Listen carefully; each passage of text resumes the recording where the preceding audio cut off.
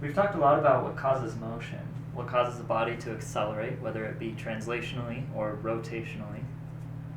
This lecture, we're going to talk more about physical equilibrium, things that don't move. So what causes things to be still? So for things like bridges or ladders resting against walls, we very crucially don't want the system to accelerate. And yet we can't help but there are many forces present. So say for this bridge here, we want it to stay as still as possible, or we don't want it to collapse at the very least. And there are many, many forces. The cars that are running on it, the force of all the different parts of the bridge itself, right? It's kind of a cool thing. I spent some time doing this. So if you were a car driving on it, you might look like that. Yeah. So we're going to talk about conditions for equilibrium. What causes things to stay still? And it turns out there's three conditions for, there's two conditions for equilibrium. One is that the net force on the system has to be zero. So there could be lots of forces going on. There's tension force for each one of these little cables here. But the total net force, if you were to add up all the vector forces on this system, has to be zero. Otherwise, the bridge, if the net force was, this way, it would just start going this way through space, right? Or if the net force on this thing were one way or the other, it would start tipping. So we want to make sure that the net force is equal to zero. That way, the ma, the other side of Newton's second law, the a is zero. And in practice, what that means is that we're making our force diagrams. We're summing along each of our 1, 2, or 3 axes. And we're making sure that that sums to zero.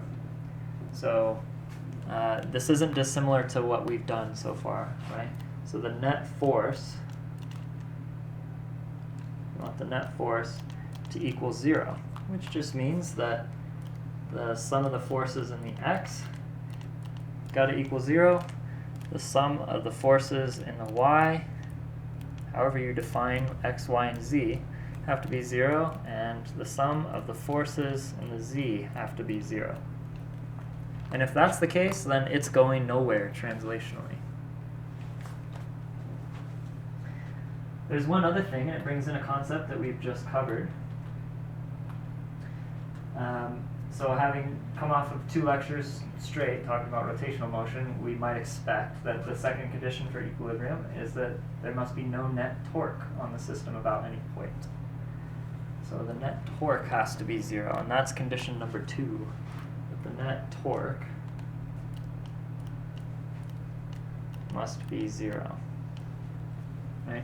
So not only is it not translating, this whole thing, translational motion just means, that's like what I've been, I guess, referring to as linear motion. So not only is this thing not moving left, right, forwards, backwards, let's see if I can grab it. It's not moving this way, it's not moving that way, this way, that way, up or down. That's translational motion. It's also not spinning in place or about any axis, right? And so this might seem like a little bit more complex to solve than it seems, but the rotation about any chosen axis has to be zero. So we can just choose here any axis and then sum the torques about that point. So let's just say here is our axis of rotation, right there. And we want to know if it's spinning this way or that way, right? We just have to make sure that that is zero.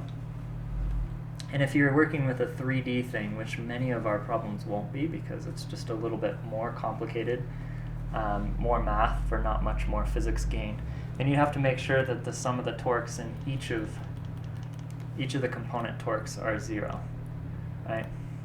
So this is zero, and I'm going to spin this in a second so that you can see